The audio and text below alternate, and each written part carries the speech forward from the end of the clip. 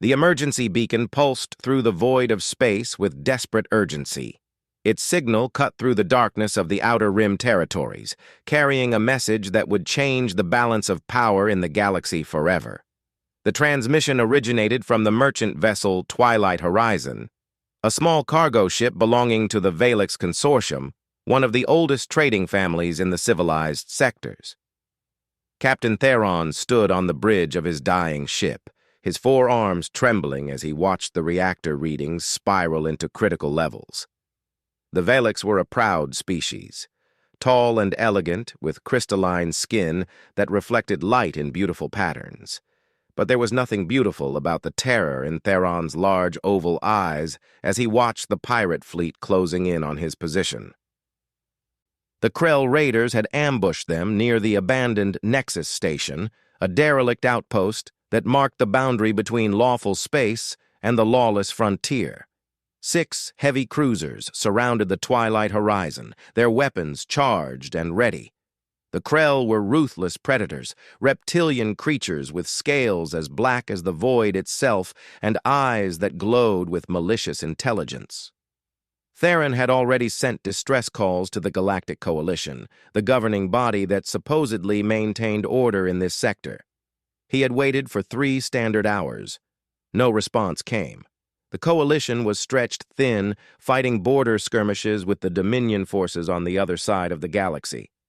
One merchant ship carrying medical supplies to a frontier colony was not their priority. The communications officer, a young Valix named Saria, looked up from her station with despair in her voice. "Captain, they're demanding we surrender our cargo and passengers. They say if we comply, they'll let us leave with our lives." Theron made a sound that resembled bitter laughter. Everyone knew the Krell never kept such promises. They would take everything, including the crew, and sell them to the flesh markets in the outer darkness. The 63 passengers aboard included families, children, and elderly Valix traveling to start new lives on the colony world of Pristine. They deserved better than this fate. The captain's tactical officer, Vorn, checked his weapons console and shook his head. "Our defensive grid is operating at 20% capacity. Their shields are military grade. Even if we fought, we wouldn't scratch their armor plating before they tore us apart." Theron knew Vorn spoke the truth. The Twilight Horizon was a civilian vessel, equipped with only basic defensive capabilities. Against 6 Krell warships, they had no chance. The galaxy operated on a simple principle. The strong devoured the weak, and mercy was a luxury few could afford. "Send out one more distress call," Theron ordered quietly. "Broadcast on all frequencies, including the emergency channels. Someone has to be listening." Saria's fingers danced across her console, her crystalline skin dimming with stress. "Broadcasting now, Captain. But the nearest Coalition patrol is 8 hours away, and the Krell are giving us 10 minutes before they open fire."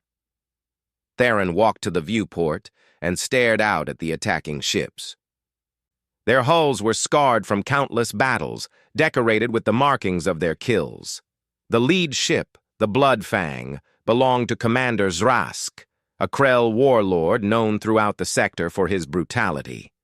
Zrask had raided 17 colonies in the past year alone, and the Coalition had done nothing to stop him. Behind Theron, the bridge crew worked in tense silence. These were good people, honest merchants who had never harmed anyone. They transported food, medicine, and supplies to worlds that needed them.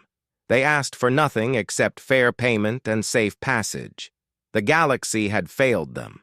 The distress signal continued to pulse outward, traveling at the speed of light through the vast emptiness. It carried technical data about their situation, their coordinates, and a simple plea for help. The message spread through local space, bouncing off communication relays and automated beacons. Most species would ignore such a call. Intervening in pirate attacks was dangerous and expensive.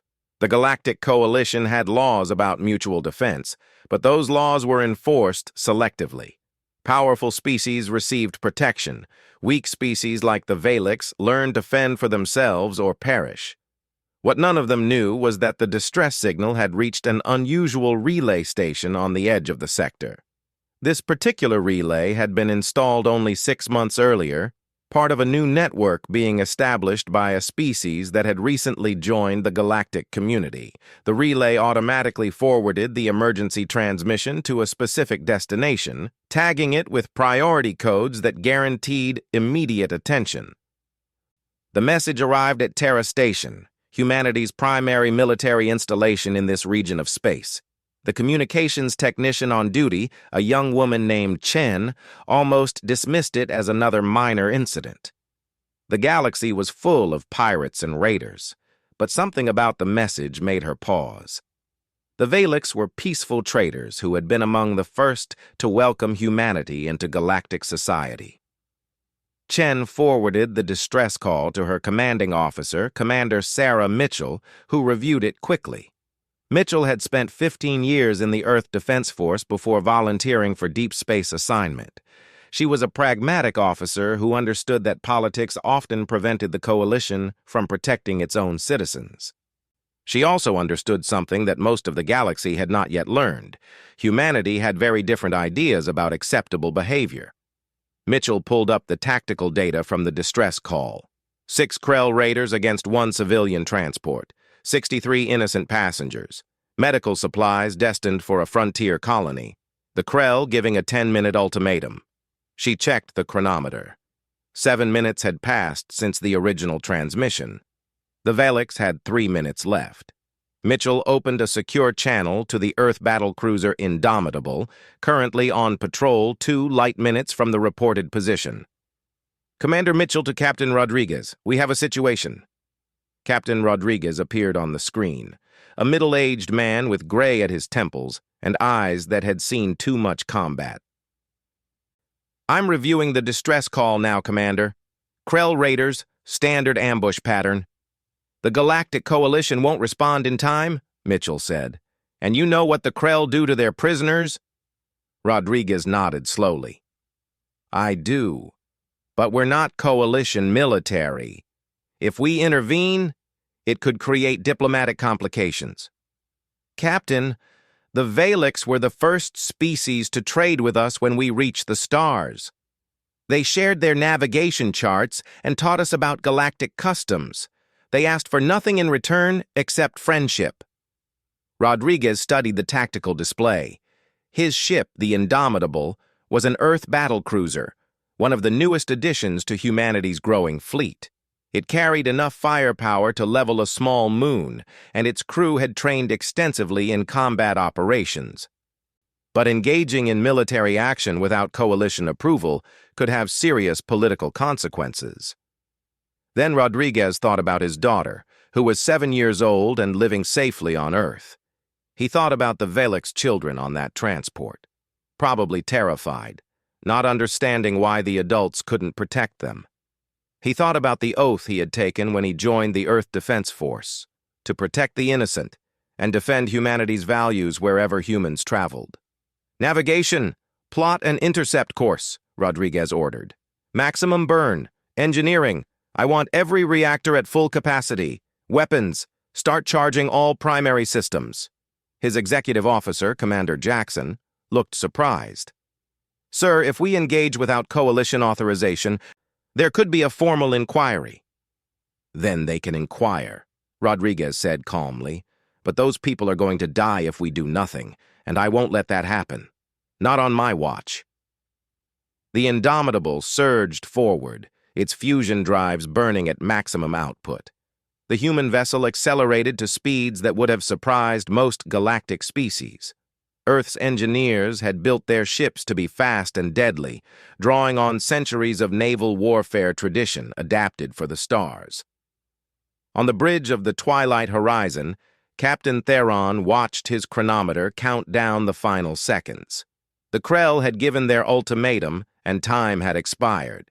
He could see the weapons ports on the enemy ships beginning to glow as they charged their primary cannons. Theron stood tall, all 4 arms at his sides, preparing to face death with dignity. His crew deserved to see their captain remain brave in these final moments.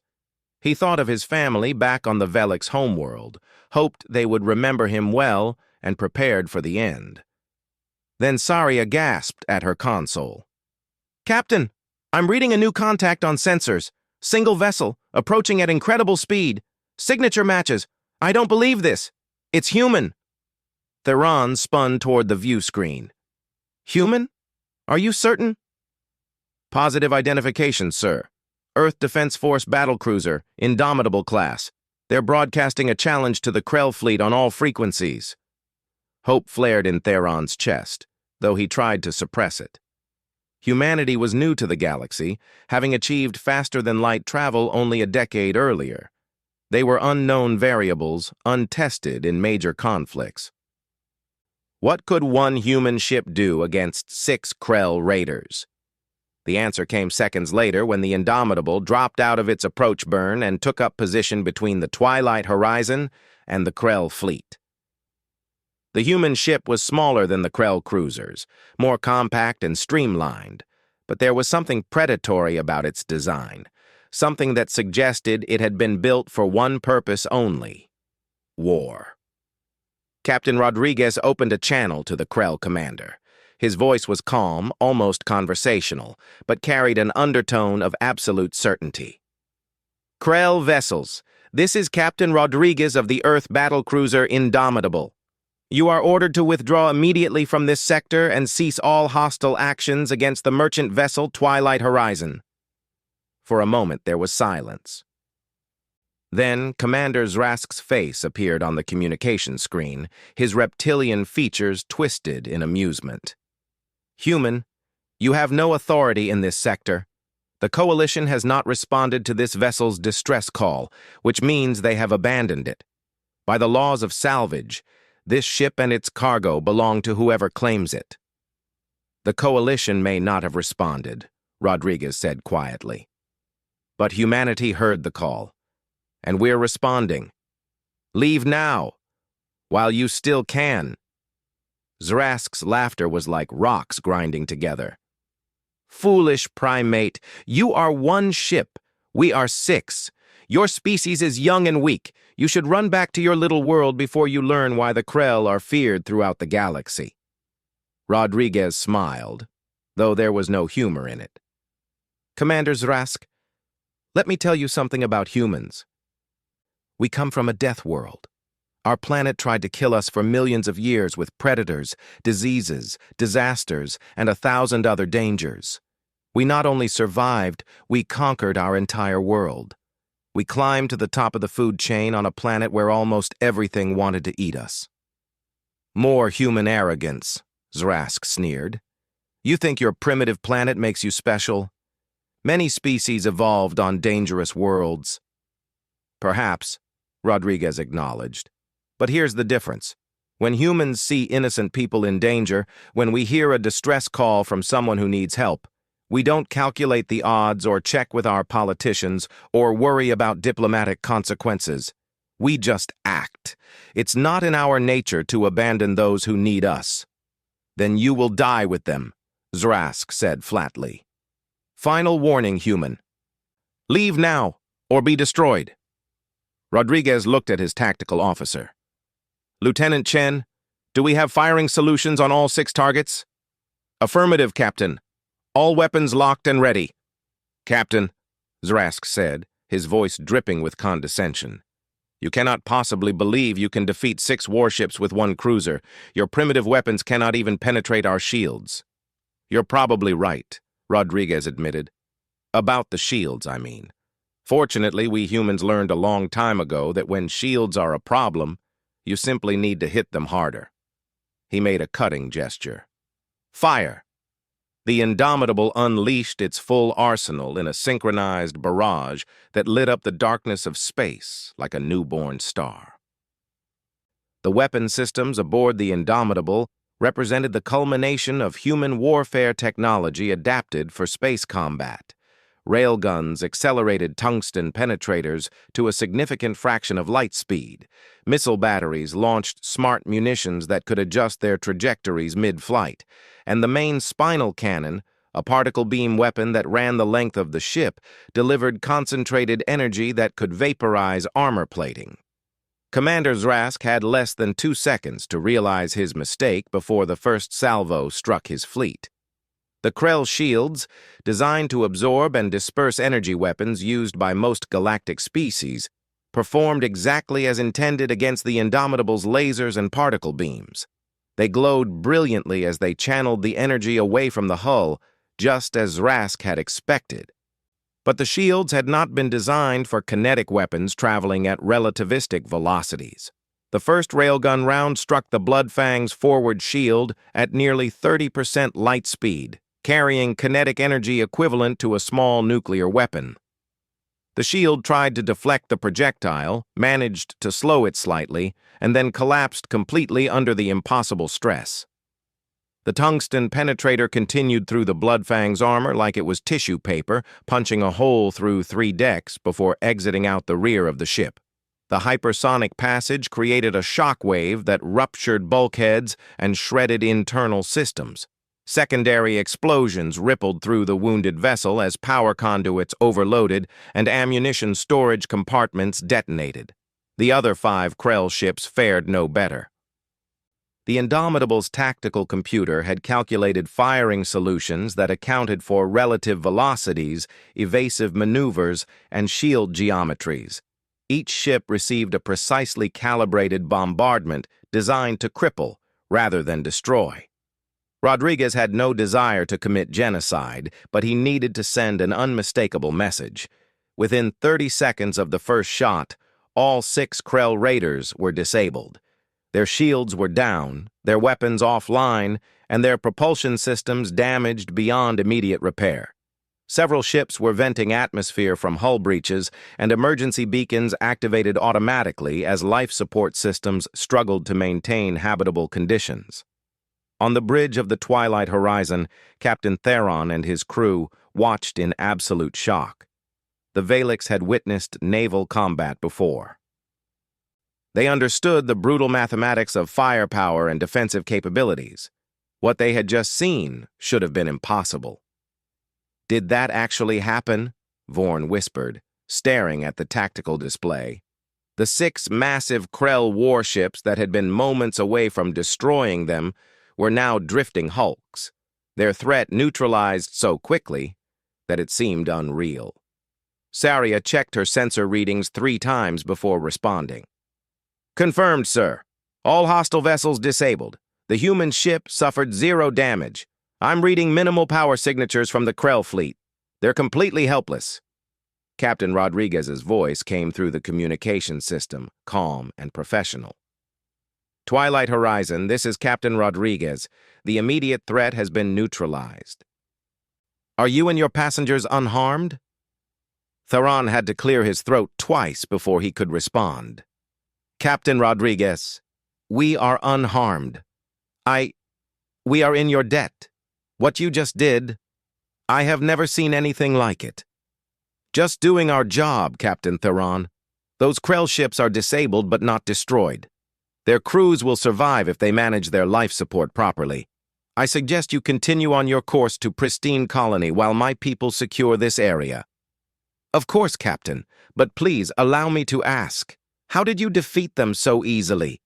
The Krell are feared throughout this sector. Their ships are military vessels with heavy armor and powerful shields."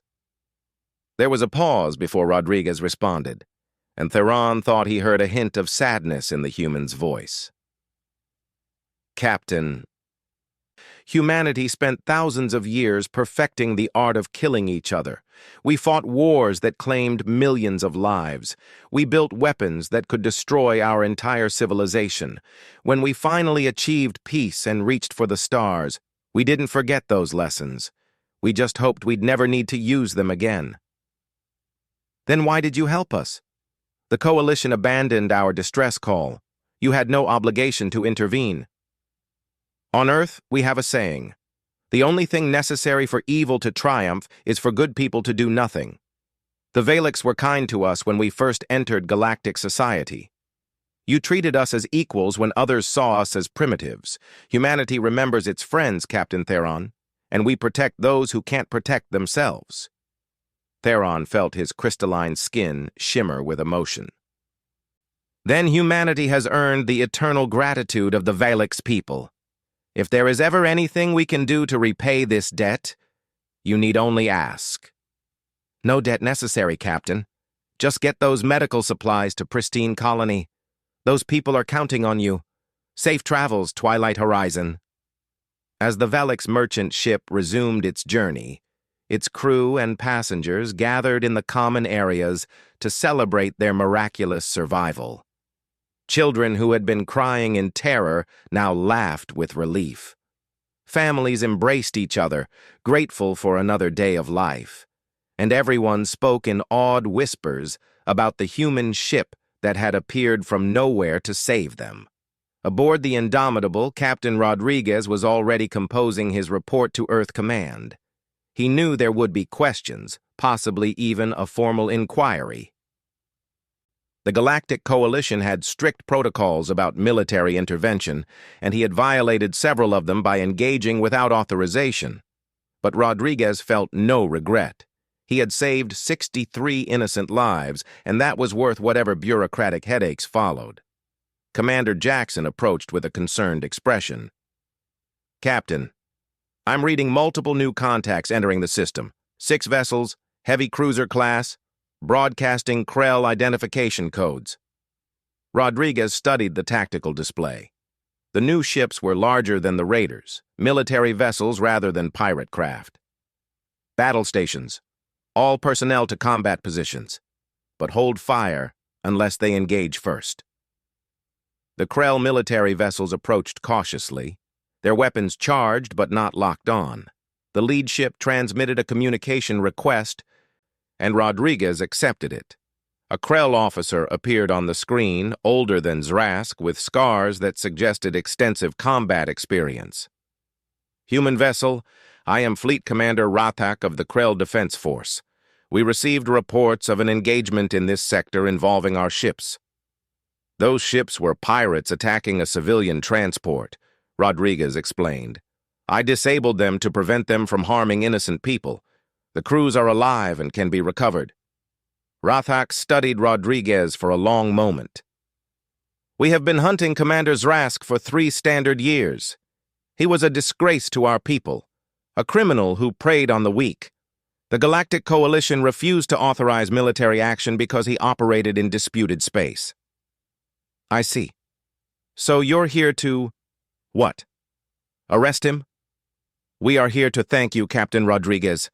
Zrask and his raiders were an embarrassment to the Krell people.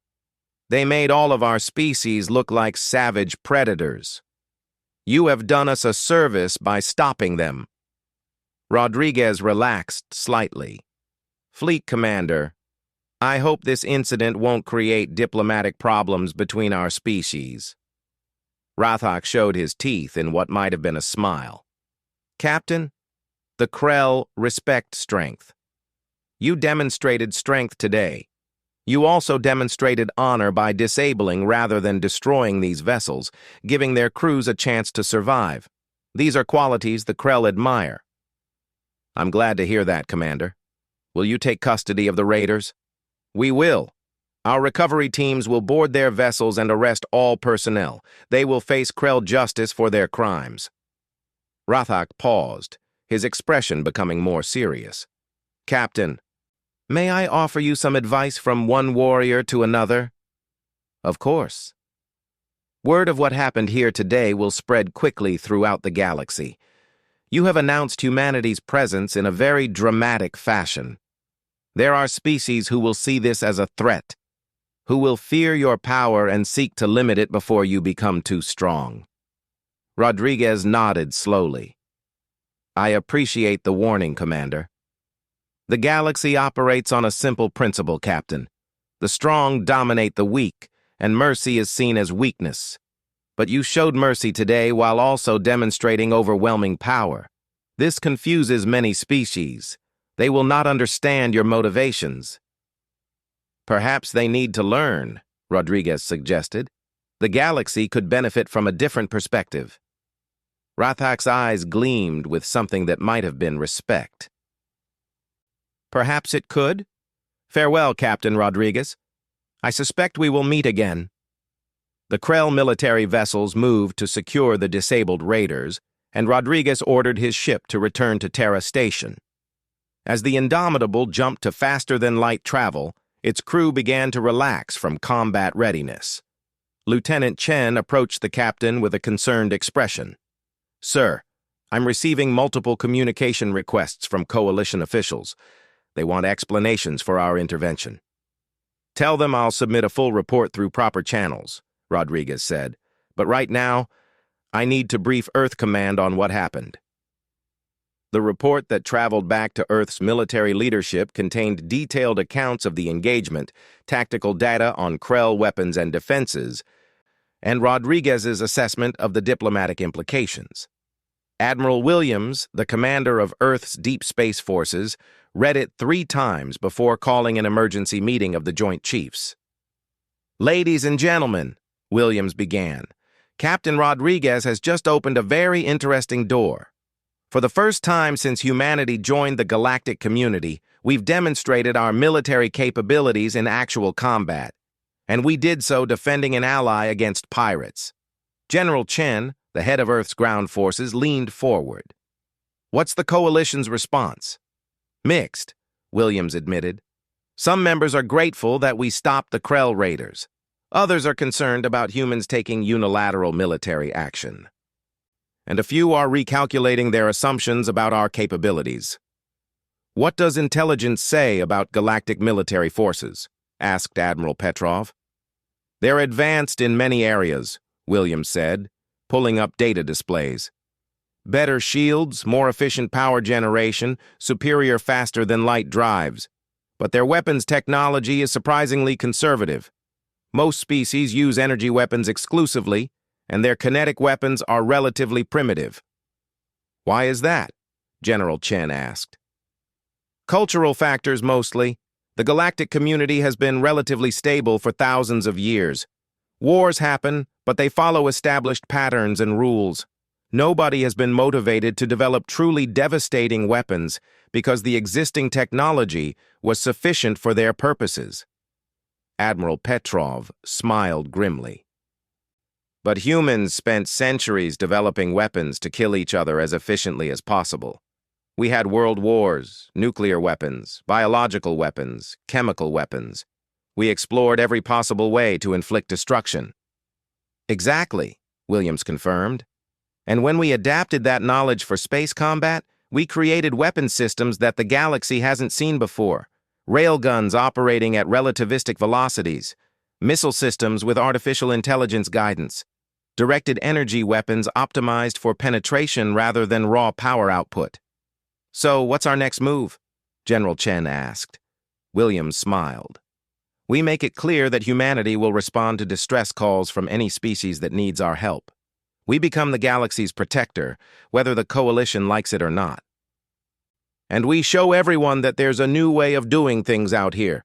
A way that values justice and the protection of innocent life over cold political calculations.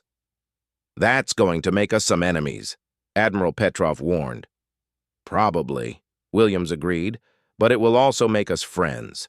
And when species realize that humans will actually help them when they're in danger, that we don't just talk about principles but actually live by them, they'll start to see us differently. Back at Terra Station, Commander Mitchell was coordinating with Captain Rodriguez when an unexpected communication arrived. It was a recorded message from the Valix Consortium's central government, addressed to Earth's leadership. The Valix Prime Minister appeared in the hologram, his crystalline skin reflecting light in patterns that indicated deep emotion. Leaders of Earth, on behalf of all Valix people, I wish to express our profound gratitude for the actions of Captain Rodriguez and the crew of the Indomitable. They saved 63 innocent lives without hesitation, asking for nothing in return. This selfless act of courage represents the highest ideals of civilization. The Prime Minister continued, The Valix people wish to propose a formal alliance with humanity. We offer our navigation charts, our trade routes, our diplomatic contacts, and our friendship without reservation. We believe that humanity represents something the galaxy desperately needs, a species that puts principles before politics and justice before profit." Mitchell smiled as she watched the message. This was just the beginning.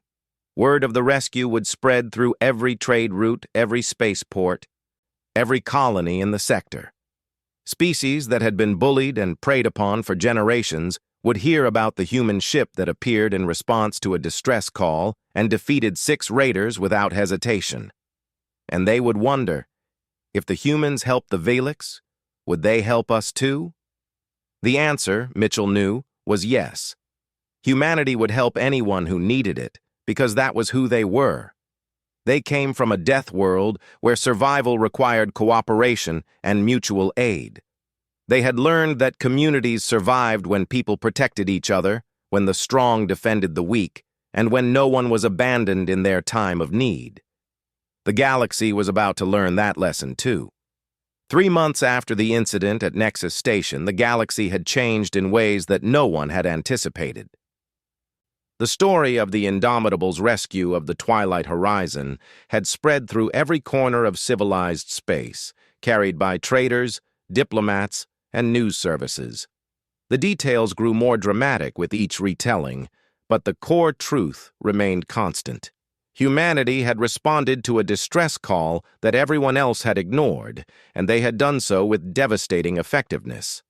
Captain Theron had become something of a celebrity among the Valix, giving interviews where he described the human intervention in detail. His account was corroborated by sensor logs and communications records, leaving no doubt about what had happened. 6 Krell raiders, disabled in less than a minute by a single human warship. It was unprecedented. The Galactic Coalition had initially tried to downplay the incident, issuing statements about unauthorized military action and the importance of following proper protocols. But those statements rang hollow when compared to the simple truth. The Coalition had abandoned the Twilight Horizon, and humanity had saved it. Other incidents began to surface as species realized that humans were serious about responding to distress calls. A Threxian colony under attack by slavers sent out an emergency beacon, and Earth destroyers arrived within hours to drive off the attackers. A Mindo research station experiencing a catastrophic systems failure called for help, and human engineers appeared to stabilize their life support systems before anyone died. Every time humanity responded, they asked for nothing in return.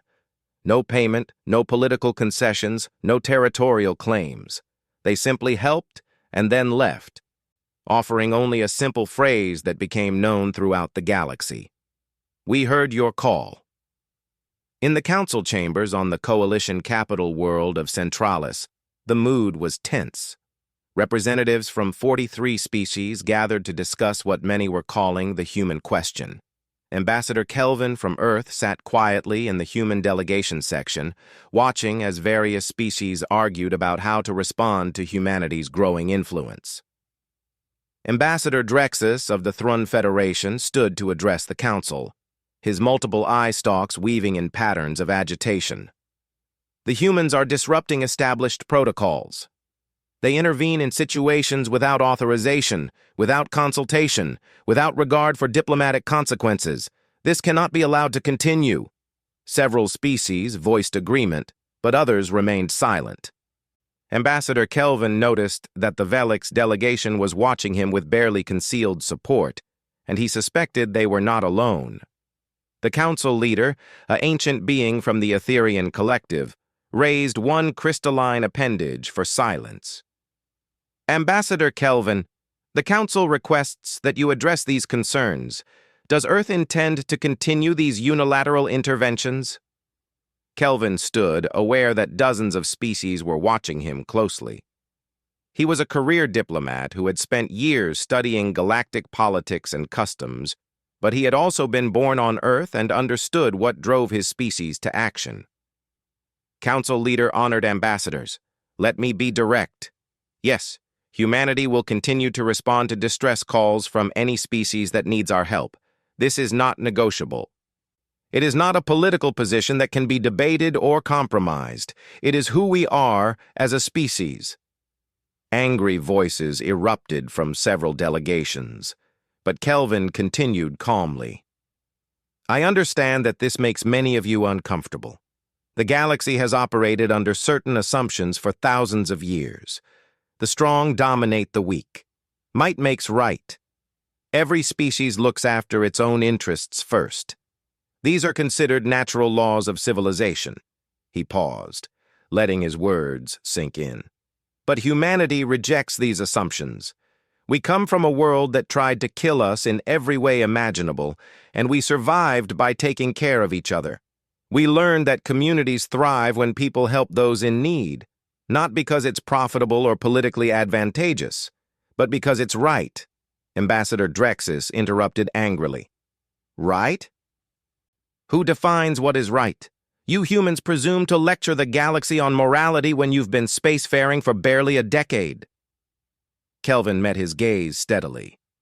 I don't presume to lecture anyone, Ambassador. But I will ask you a question. When the Twilight Horizon sent out its distress call, why didn't the Coalition respond? 63 innocent Valix were about to be murdered by pirates, and the Coalition did nothing. The Coalition military was engaged in other operations, Drexus protested. Resources are limited. Priorities must be established. Exactly, Kelvin said quietly. You made a calculation. You decided that those 63 lives were not worth the resources required to save them. Humanity made a different calculation. We decided that every innocent life has value, regardless of whether saving it is convenient or politically expedient. The Valix ambassador rose to speak, his crystalline skin glowing with emotion. Ambassador Kelvin speaks truth. The Coalition abandoned my people in their moment of greatest need. Humanity saved them without hesitation. The Valix will never forget this difference. Other ambassadors began to speak, and Kelvin noticed a pattern emerging. Representatives from smaller, weaker species were voicing support for humanity's actions, while the powerful, militaristic species expressed concern. The political landscape was shifting in real time. An ambassador from the Krell Defense Force requested permission to speak, and the council leader granted it. This was Fleet Commander Rathak, who had been present during the aftermath of the Nexus Station incident. His presence in the council was unusual, as the Krell typically avoided diplomatic gatherings. I am Fleet Commander Rathak, he began, his voice carrying the weight of authority. I was present when the human vessel Indomitable disabled 6 Krell raiders in combat. I witnessed their capabilities firsthand. Many in this chamber speak of humanity as if they are reckless children playing with dangerous toys. This is a mistake. He looked around the chamber, meeting the eyes of various ambassadors. The humans are not children. They are experienced warriors from a death world who have spent millennia perfecting the art of warfare. Their weapons technology is decades ahead of ours in certain areas. Their tactical thinking is sophisticated and adaptive. And most importantly, they understand something that many species in this chamber have forgotten. Power without principle is mere tyranny. Are you suggesting the Krell support human intervention in galactic affairs? Ambassador Drexus demanded. I am suggesting that the Krell respect strength and honor, Rathak replied. The humans have demonstrated both. They could have destroyed the raiders completely, but they chose to disable them instead, allowing the crews to survive. This shows restraint and wisdom. These are qualities worthy of respect. The debate continued for hours, with species aligning themselves along predictable lines. The powerful, established civilizations worried about human interference in their spheres of influence. The smaller, vulnerable species saw humanity as potential protectors against the predators that had plagued them for generations. Finally, the council leader called for a vote on a resolution that would formally prohibit unilateral military intervention by any single species without coalition authorization. It was clearly aimed at restricting human activities. The resolution failed. Barely, but it failed. Too many species remembered times when they had been in danger and the coalition had not helped them. Too many had heard the stories of human ships appearing in response to distress calls, asking nothing in return. As the council session ended, several ambassadors approached Kelvin privately. They represented species that had been victims of piracy, slavery, or aggressive expansion by their neighbors. They all asked the same question. If their people sent a distress call, would humanity respond? Kelvin gave them all the same answer. If you call, we will come. That's our promise to the galaxy. Word of the council vote spread quickly, and within days, something remarkable happened. Distress beacons across the frontier began using a new protocol, one that specifically flagged human monitoring stations. Species that had never trusted the coalition to protect them started installing human-compatible communication systems. The Earth Defense Force responded by expanding its patrol routes and establishing additional relay stations. They couldn't be everywhere at once, but they could significantly reduce their response times. More ships were dispatched from Earth, and training programs were established to ensure that every human crew understood their mission: protect the innocent, respond to those in need, and show the galaxy that there was a better way. Captain Rodriguez, now promoted to Commodore, commanded a small fleet of human vessels patrolling the Outer Rim. His flagship was still the Indomitable, and his reputation had grown to legendary status among both human and alien populations. Traders would change their routes to pass through sectors where Rodriguez's fleet operated, knowing that they would be safe. 6 months after the Nexus Station incident, Rodriguez received an unusual distress call. It came from deep in Dominion space, from a species called the Yalis. The Yalis were a peaceful herbivorous species known for their artistic achievements and philosophical traditions. They were also subjects of the Tarkon Dominion, one of the galaxy's most aggressive and expansionist empires. The message was brief and desperate. A Yalis colony world called Serenity was being attacked by Tarkon military forces. The Yalis had committed no crime, broken no laws, but the Tarkon wanted their world for its mineral resources and were willing to exterminate the native population to get it. Rodriguez read the message 3 times, considering the implications. The Tarkon Dominion was not a loose confederation of pirates. It was a major galactic power with hundreds of warships and a military tradition that spanned thousands of years. Intervening in their territory would be an act of war. He called a meeting of his senior officers to discuss the situation. Commander Jackson, his executive officer, laid out the tactical reality. "Sir, we have 6 ships in our fleet. Intelligence estimates the Tarkon have at least 30 capital ships in that sector, probably more. Even with our technological advantages, we'd be outnumbered 5 to 1. Lieutenant Chen added her analysis. The political ramifications would be severe, sir. The Tarkon Dominion would consider our intervention an act of war. The coalition would be forced to take a position, and it might not be in humanity's favor. We could find ourselves diplomatically isolated." Rodriguez listened to his officers present their concerns, all of which were valid. Then he pulled up the distress call and played it again. The Yalis spokesman's voice was calm despite the terror of his situation, explaining that his people had always been peaceful, that they had no weapons to defend themselves, that they were simply asking for someone to witness their final hours so that the galaxy would know they had existed. "How many Yalis are on Serenity?" Rodriguez asked quietly. "Approximately 12,000, sir," Chen replied. "Mostly civilians, artists, teachers, farmers. And if we don't intervene? The Tarkon will kill them all, sir. They've done it before to other species. They consider it efficient." Rodriguez stood and walked to the viewport, looking out at the stars. He thought about his daughter back on Earth, growing up in a world that had finally achieved peace after centuries of warfare. He thought about the principles that humanity had fought so hard to establish, the idea that every life had value and that the strong had a responsibility to protect the weak.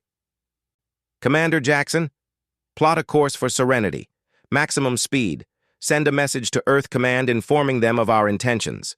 Then broadcast on all frequencies, both to the Tarkhan forces and to any species that might be listening. What should the message say, sir? Rodriguez smiled grimly.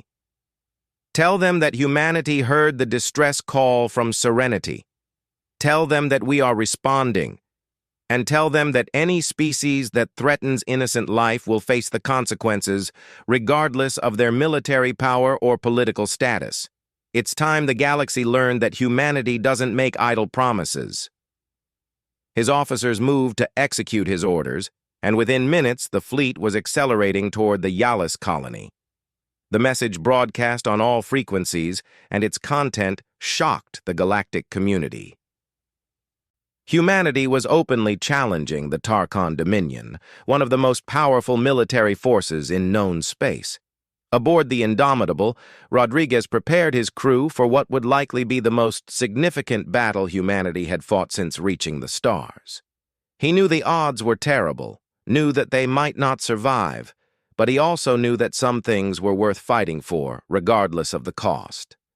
The galaxy was watching, waiting to see if humanity's principles would hold when tested against overwhelming force. Species across hundreds of worlds monitored the situation, wondering if the humans would actually fight a major power to protect a species they had never even met. They didn't have to wonder long.